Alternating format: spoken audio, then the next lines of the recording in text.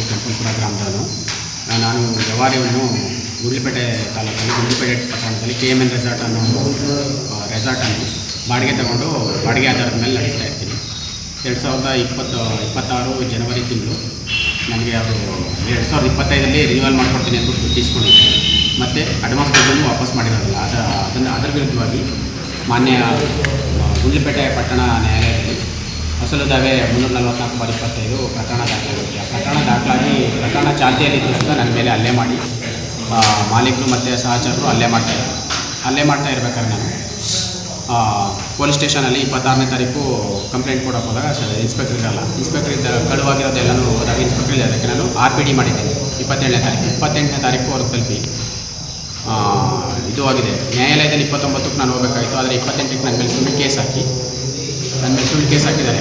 ಸುಳ್ಳು ಕೇಸ್ ಹಾಕಿ ಅಟ್ರಾಸಿಟಿ ಮಾಡಿದರು. ನನ್ನ ಮೇಲೆ ಜಾತಿ ನಿಂದನೆ ಮಾಡಿದರು. ಇದ್ರ ವಿರುದ್ಧ ನಾನು ಮಾನ್ಯ ಉಚ್ಚ ನ್ಯಾಯಾಲಯದಲ್ಲಿ ಪ್ರಶ್ನೆ ಮಾಡಲಾಗಿ ನಾನು ಸಲ್ಲಿಸಿರೋಂಥ ಅರ್ಜಿಗೆ ಯಾವುದೇ ರೀತಿ FIRಗೆ ಯಾವುದೇ ರೀತಿ ತನಿಖೆ ಮಾಡಬಾರ್ದು ಅಂತ ಫರ್ದರ್ ಪ್ರೊಸೀಡಿಂಗ್ಸ್ಗೆ ಹೈಕೋರ್ಟು ಸ್ಟೇ ಕೊಟ್ಟಿತ್ತು. ಇದಾದ ನಂತರ ನಾನು ಕಂಪ್ಲೇಂಟ್ ಮಾಡಿದ್ದೆ. ನನ್ನ ಕಂಪ್ಲೇಂಟ್ಗೆ ಇವರು ಯಾರು ಆ್ಯಕ್ಷನ್ ತಗೊಂಡಿಲ್ಲ ಅಂದ್ಬಿಟ್ಟು ನಾನು ಪೊಲೀಸ್ನವ್ರು ನಾನು ಕಂಪ್ಲೇಂಟ್ ಕೊಟ್ಟಿರೋದ್ರಿಂದ BNS ಆ್ಯಕ್ಟ್ ಇದರಲ್ಲಿ ಹೈಕೋರ್ಟ್ಗೆ ಅರ್ಜಿ ಸಲ್ಲಿಸಲಾಗಿ ಹೈಕೋರ್ಟಲ್ಲಿ ಪೊಲೀಸವ್ರ ಜೊತೆ ಮ್ಯಾಂಡಮಸ್ಸು 9ನೇ ತಾರೀಕು 5ನೇ ತಿಂಗಳಲ್ಲಿ ಅವರು 8 ಜನ ಮೇಲೆ FIR ಹಾಕಿ ಕ್ರಮ ಕೈಗೊಳ್ಳಬೇಕು ಅಂತ ಆದೇಶ ಕೊಟ್ಟಿದೆ ಮಾನ್ಯ ಉಚ್ಚ ನ್ಯಾಯಾಲಯ.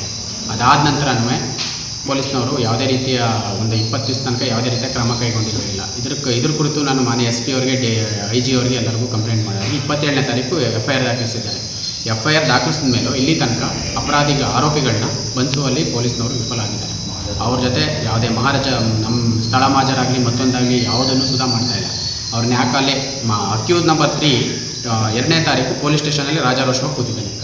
ನಾವು ಯಾಕೆ ಅಂತ ನಾಗನಾಯ್ಕ ಅಂತ ಅವ್ರ ಹೆಸರು, ಯಾಕೆ ಈ ಥರ ಮಾಡಿದ್ದಾರೆ, ನಮಗಾದರೆ ಪೊಲೀಸ್ನವ್ರನ್ನೆಲ್ಲ ಕಳಿಸಿ ಮನೆಗೆಲ್ಲ ಕಳಿಸಿ ಇದು ಮಾಡಿದ್ರಿ, ಇವ್ರನ್ನ ಜೊತೆಲೇ ಕೊಂಡಿಸ್ಕೊಂಡು ಕೂತಿದ್ದಾರೆ ಅಂತೆಲ್ಲ ಪ್ರಶ್ನೆ ಮಾಡೋಕ್ಕೆ ಎನ್ಕ್ವೈರಿ ನಡೀತಾ ಇದೆ. ಇನ್ನೂ ಎನ್ಕ್ವೈರಿ ನಡೀತಿದೆ. ಎನ್ಕ್ವೈರಿ ನಡೆದು ಇದ್ದರೆ FIR ಹಾಕಿದ್ದಾರೆ ಫಸ್ಟೇ, ಇನ್ನೂ ಎನ್ಕ್ವೈರಿ ನಡೀತಿದೆ ಅಂತ ಹೇಳ್ತಿದ್ದಾರೆ. ಅದಾದ ನಂತರ CCTV ಅವನು ಓಡೋಗ್ತಾನೆ. ನಾನು ಹೋದ ತಕ್ಷಣ ಅದನ್ನು CCTV ರೆಕಾರ್ಡ್ ಮಾಡಿದ್ದೀನಿ.